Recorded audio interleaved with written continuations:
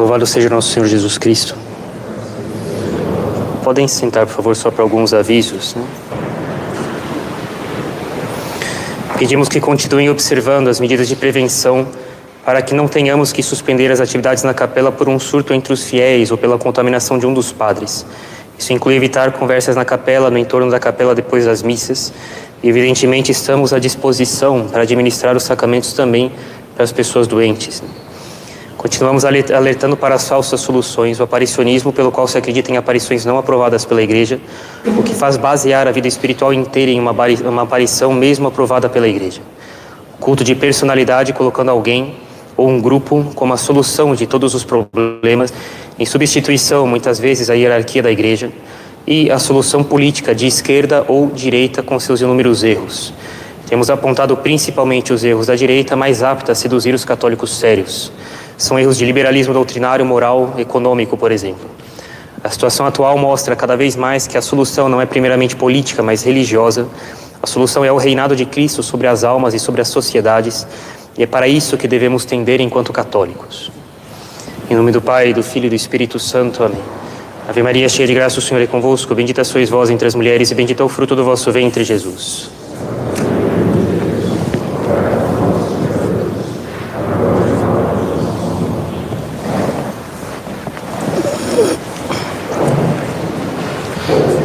Ele fez bem todas as coisas. É o que os judeus se exclamam espantados quando vem Jesus Cristo fazer o milagre que fez hoje. E isso permite que nós tenhamos uma brecha para considerar o desejo de perfeição, de querer fazer bem as coisas.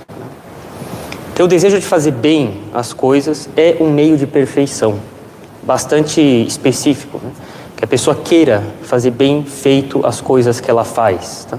Isso não é nenhum privilégio, é dever de cada um.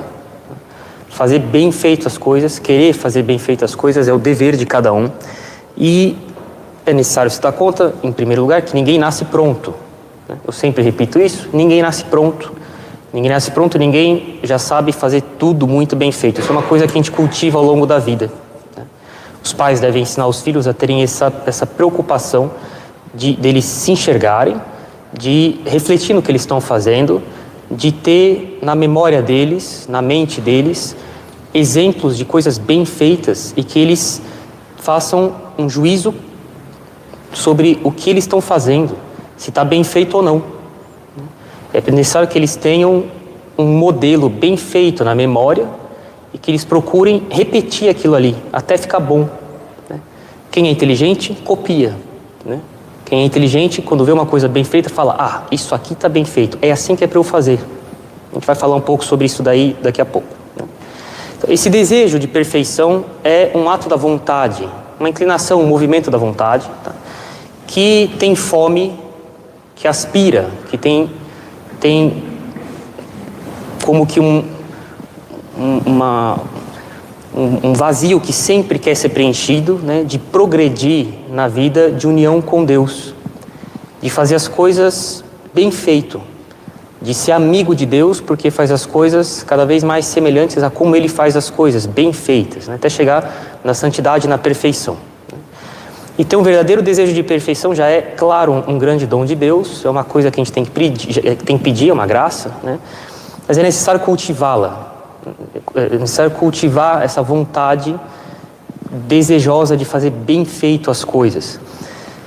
Lógico, a gente insiste muito que a santidade consiste, sobretudo, numa perfeição interna, numa perfeição interior das intenções, do estado de espírito nosso, né? E o exame de consciência, quando a gente faz exame de consciência, deve primeiro recair sobre isso, com que intenção eu fiz as coisas. O meu estado de espírito ao longo do dia se inclinou predominantemente para quê? Foi para as coisas do alto, foi para interesses meus mesquinhos, egoístas, terrenos, né? É para isso que serve o exame de consciência em primeiro lugar. O exame de consciência em primeiro lugar não é teste de memória, né? Lembrar tudo que eu fiz em detalhes ao longo do dia, se eu lembrei, então eu fiz um bom exame de consciência.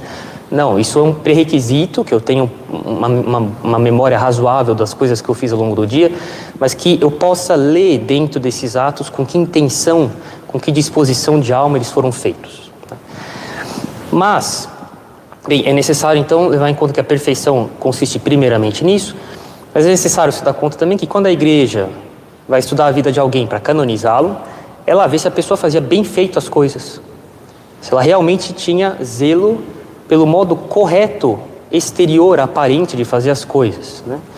Isso entra também no que constitui como parte, né, constituinte, algo que integra a perfeição. Fazer não só as coisas com um estado interior mais reto, perfeito, separado de intenções humanas e terrenas, mas fazer as coisas também bem feito por fora, né? É necessário cultivar isso daí, e esse desejo cultivado de perfeição tem que ter duas características principais, dentre outras, né? A primeira é que a gente nunca possa dizer eu me esforcei e por isso eu melhorei, tá? Deus faz questão de que isso seja deixado de fora, de lado, né? Não dá para ter esse tipo de pensamento. Eu repeti, eu consegui fazer, eu me esforcei e eu consigo agora, né, com meu esforço, fazer as coisas bem feitas, né?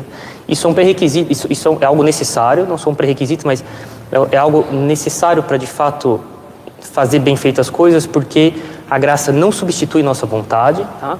A graça não vai fazer o que a nossa vontade tem que fazer. Em alguns instantes eu vou desmembrar um pouco isso daqui, né?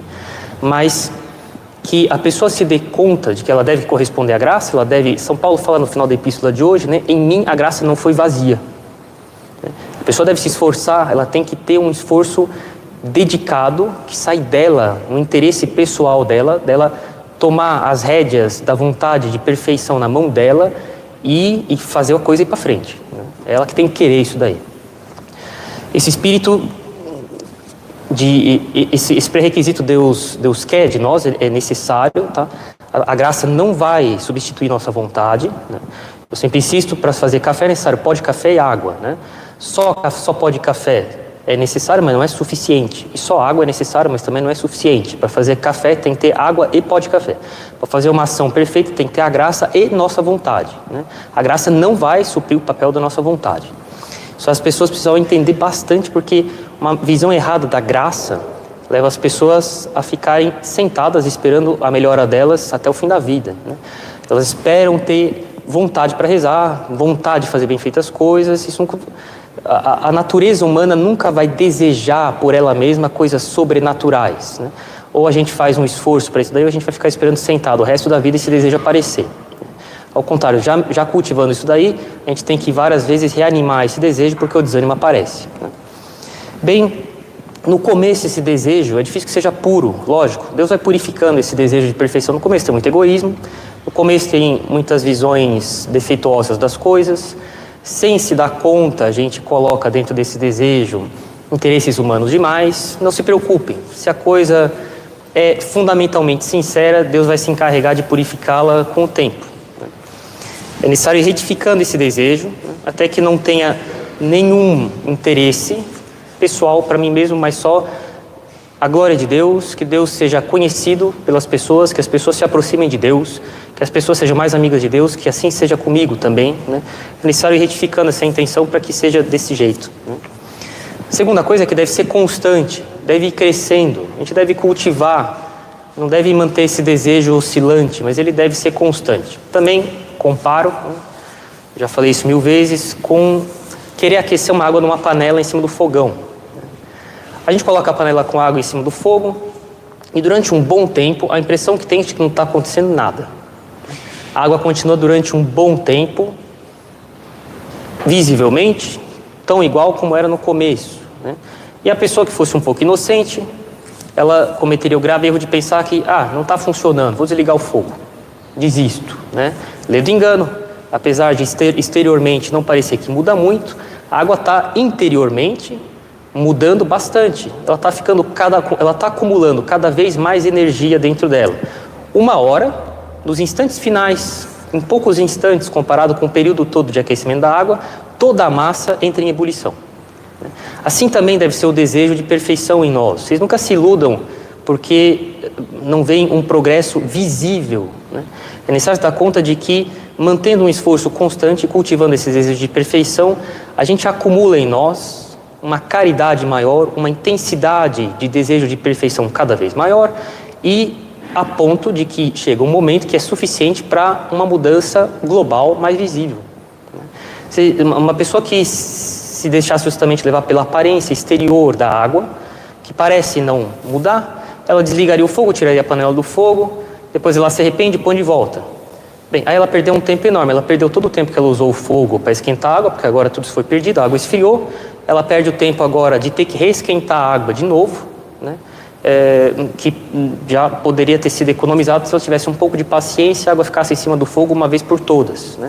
Assim também deve ser nosso desejo de perfeição, a gente deve cultivá-lo de maneira constante, tá? Sem extremos, sem oscilar, a gente deve equalizar nosso desejo de perfeição para que ele seja estável, ele seja constante, sem lacunas, né? Tanto quanto é possível, né? Pedir para Deus essa firmeza de vontade, né? Mas cobrar de nós isso daí com muita serenidade, mas cobrar, tá? A graça não vai substituir nosso interesse, a graça não vai substituir o engajamento da nossa vontade em colaborar com ela. É o que São Paulo insiste, fala na epístola de hoje: em mim a graça não foi vazia, eu aproveitei. Imagina que audácia falar uma coisa dessas, né? Eu aproveitei e não joguei essa graça fora, né? Gostaria de pegar um exemplo do Antigo Testamento, de Jacó. Deus pede uma hora, capítulo 34, se eu não me engano, do Gênesis, que Jacó volte para a terra dele. Ele tinha ficado uma boa parte da vida dele trabalhando para Labão, casou com as duas filhas dele, Lia e Raquel, trabalhou para casar, ele queria casar com Raquel, trabalhou 14 anos para casar com Raquel. Labão era um espertão e mudou o salário e as tratativas de acordo, né, de contrato trabalhista com Jacó umas 10 vezes, né? Jacó se queixa disso para as esposas dele, filhas de Labão, né? Labão era bastante desonesto, né? E Jacó sofreu bastante na mão do sogro, né? E Deus abençoou Jacó, né? Aí chegou uma hora que Deus falou para Jacó ir embora de lá e voltar para a terra dele. E chega uma hora, bem, as esposas, os animais, os servos, né? Os filhos vão antes. E Jacó, chega uma hora que na viagem ele está sozinho e de noite aparece um anjo contra o qual Jacó tem que lutar. O anjo bloqueia o caminho de Jacó, falando: você não vai passar? E Jacó fala: eu preciso voltar para onde Deus mandou que eu vá, né? E ele luta com o anjo que fica obstruindo o caminho dele, né, até o pôr do sol.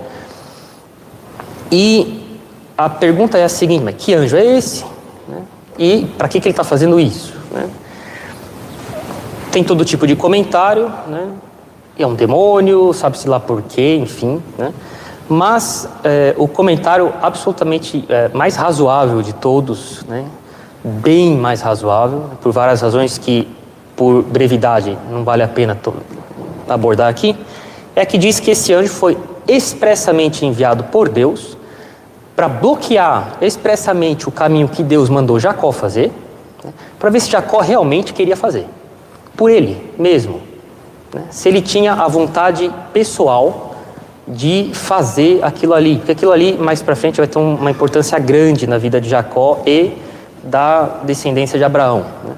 Deus queria saber se Jacó realmente tinha vontade, e por isso Deus pôs um obstáculo voluntariamente para ver se Jacó se insistia, se ele desanimava ou se ele insistia, né? E Jacó insiste, e Deus o abençoa por causa disso, né?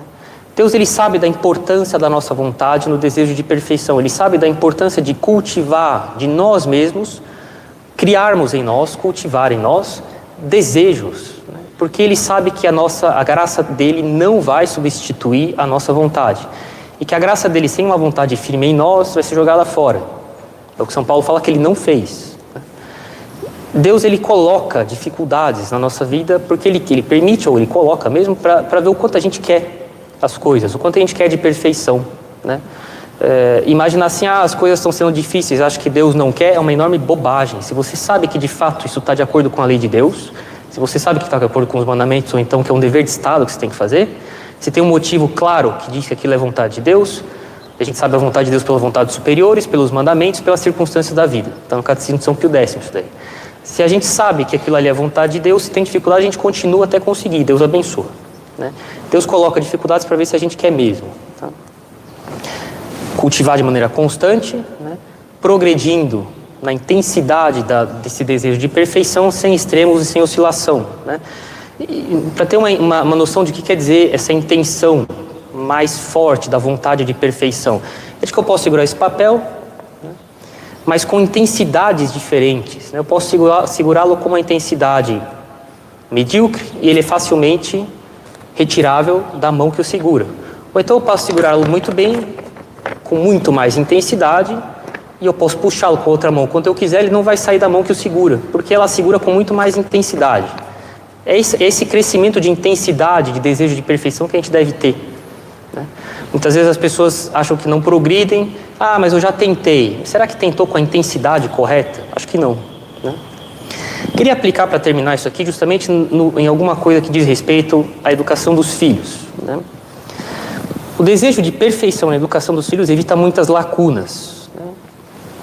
Nós padres já vimos na vida muitos pais muito esforçados, que de fato têm muito boa intenção, que desejam assim a melhor educação para os filhos. Mas eles têm um desejo de perfeição nessa educação muito defeituoso. Em que sentido? Eles têm uma noção muito rasa do que é educar filho. Eles têm uma noção muito simples, vou dizer simplista, muito simplista, de como é que se educa filho, de toda a quantidade de coisas que o universo da educação dos filhos abarca. E isso acaba fazendo com que a educação deles, por mais que eles tenham boa vontade, seja cheia de lacunas.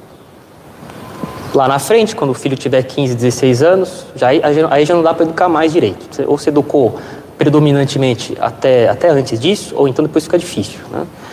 Depois dos 14, 15 anos, o filho sabe muito bem o que fazer, tá? Se os pais não têm um desejo de sempre ir atrás, de saber, será que o que eu estou fazendo não tem lacunas? Será que no que diz respeito à educação dos filhos não há coisas que vão além do horizonte até onde a minha visão chega, né? E tem, né? Eles podem dar a educação com a melhor boa vontade que eles tiverem, né? Ela vai ficar aquém do que deveria ser, né? É como uma pessoa que, coitada, quer entrar num curso difícil, numa faculdade difícil, o vestibular exige uma quantidade de conhecimento, uma visão das coisas muito mais ampla, e a pessoa, coitada, tem uma visão muito simples daquele curso e acha assim que a meia hora que ela estuda todo dia basta para ela entrar num curso muito difícil, né? Ela pode até ter muito boa vontade, mas objetivamente falando, ela se engana bastante na quantidade de coisas que ela precisa saber e como ela precisa saber. Moral da história, quando tiver a prova do vestibular, ela não vai passar, né? Ela pode ter muito boa vontade, mas é insuficiente. A pessoa precisa se dar conta de que aquilo com o qual ela tem que lidar vai muito além dos horizontes de visão dela. E o que ajuda a gente a expandir os horizontes de visão nosso é o desejo de perfeição. Que eu tenho o desejo de educar os meus filhos realmente de modo perfeito, não o melhor que eu posso fazer, de maneira perfeita, para que a noção que eu tenho de melhor do que eu posso fazer seja corrigida e aumentada por meio de erudição, de leitura, de conselho, né? Os padres ajudam nisso, porque os padres fazem ver coisas além do que muitas vezes a gente vê como pais, de onde é que a educação deve chegar, né? Esse desejo de dar o melhor, mas dar o melhor quer dizer que eu reflita sobre o que eu acho que é o melhor e que eu me dê conta de que o meu horizonte é um pouco limitado, que tem coisas além do horizonte de visão do que eu considero a melhor educação, né? De que eu então procure me instruir para ver o que mais eu devo ver que eu não vejo, né? Quando a gente explica para alguma pessoa, por exemplo, que a oração se divide em vocal e mental, e que a oração mental tem vários graus, né? E a pessoa fala assim, nossa, padre, mas eu jamais imaginava que existia um grau tão elevado e tão interior e tão recolhido de oração, né? Pois é, ainda bem que agora você sabe, porque agora você sabe até onde você deve chegar. Se a pessoa acha que a oração mental termina na meditação, ela nunca vai fazer um esforço para ir além do que o horizonte de visão dela de vida espiritual fazia ela ver. Agora ela sabe que tem coisas além disso, né? E a gente deve então cultivar nesse desejo de perfeição a intenção de ver além do que eu vejo, de ampliar meus horizontes de visão no que diz também a educação dos filhos, né? A gente sempre insiste bastante, melhor formação para casamento é a gente zelar pela nossa perfeição própria. Quando a gente tem um grande desejo de perfeição, de fazer bem feitas as coisas, esse é o melhor fundamento para casar, né? Para ser padre também, né? De que a gente tenha o desejo de fazer bem feitas as coisas e que a gente não pense assim, se eu estou fazendo isso, está certo, porque se estivesse errado eu não faria. Se eu tenho esse pressuposto, eu nunca melhoro, né? A gente sempre deve supor que tem coisas além do meu horizonte de visão e correr atrás. Isso é uma consequência de um grande desejo de perfeição. Isso é extremamente útil para tudo, né? A gente se esforce, a graça não vai substituir nossa dedicação, nossa iniciativa pessoal, né? E que a gente possa falar como São Paulo, que em nós a graça não foi vazia. Em nome do Pai, do Filho e do Espírito Santo. Amém.